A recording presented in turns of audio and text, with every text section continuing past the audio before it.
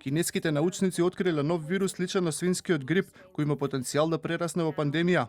Вирусот кој е пронајден кај работници во кланица во Кина може да се пренесе на луѓето, а за негов главен носител се сметаат домашните свињи. Истражувачите велат дека тој ги покажува сите знаци на брзо прилагодување на луѓето и предупредуваат дека може да мутира и да доведе до нова епидемија.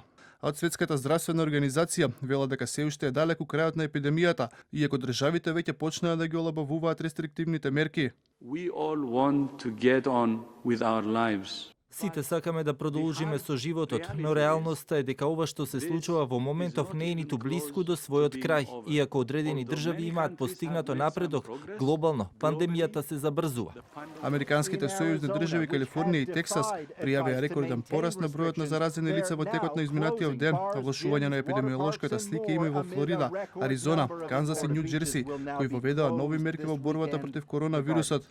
Во Калифорнија, во текот на изминатиот ден, бројот на заразени со COVID-19 се зголеми за нови 7.000 лица, а Лос Анџелес, кој е ново жариште на пандемијата, има преку 100.000 заразени.